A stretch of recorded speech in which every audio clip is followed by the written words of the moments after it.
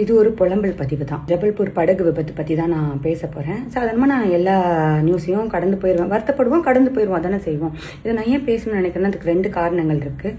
ஒன்று இப்போ தான் ஊட்டிக்கு போயிட்டு வந்தோம். என் பொண்ணு, அவங்க ஃப்ரெண்ட்ஸு, எங்கள் மதர்ஸ் எல்லாம் போயிட்டு வந்தோம். அப்படி போயிட்டு வரும்போது படகு சவாரி போனோம் முதல் முறையாக. அதுவும் குழந்தைங்க ஆசைப்பட்டாங்க அப்படின்றதுக்காக போனோம். அப்போது அந்த செம கூட்டத்தில் நின்றவங்க எல்லாரோட மகிழ்ச்சி, அந்த படகு சவாரி போயிட்டு வரும்போது இருந்த மகிழ்ச்சி, போயிட்டு வந்ததுக்கப்புறம் எல்லாருக்கும் இருந்த சந்தோஷம், அதெல்லாம் பார்க்கும்போது பரவாயில்ல, இதெல்லாம் ஒர்த்து தான் அப்படின்னு எனக்கு தோணுச்சு.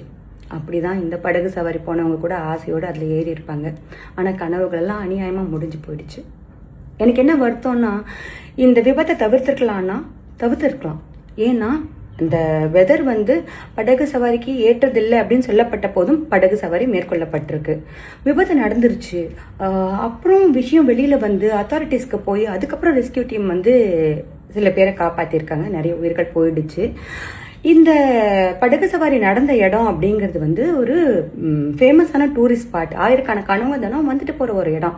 அங்கே எமர்ஜென்சி ரெஸ்கியூ டீம் ஏன் இல்லை? இந்த கேள்விகளை நம்ம யார்கிட்ட கேட்கறது? இதுக்கு யார் பொறுப்பு ஏற்றுக்குவாங்க? இதுக்கு யார் காரணம்? நமக்கு பதிலே கிடைக்காது.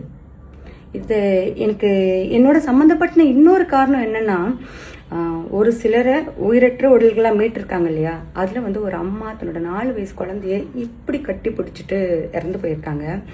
எனக்கு பதறது. ஒரு அம்மாவுக்கு தான் தெரியும் அதோட வலி. குழந்தைங்களுக்கு சின்னதாக ஏதாவது ஆக போதுனால நம்ம செத்துருவோம்.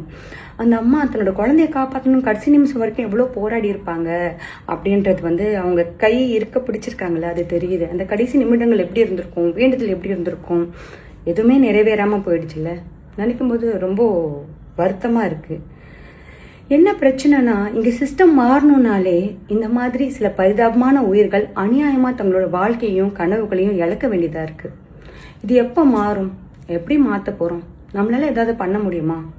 நம்ம நியூஸை கடந்து போயிடுவோம், அடுத்த வேலையை பார்க்க போயிடுவோம்.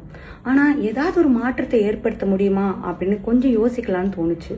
நீங்களும் யோசிங்களேன்.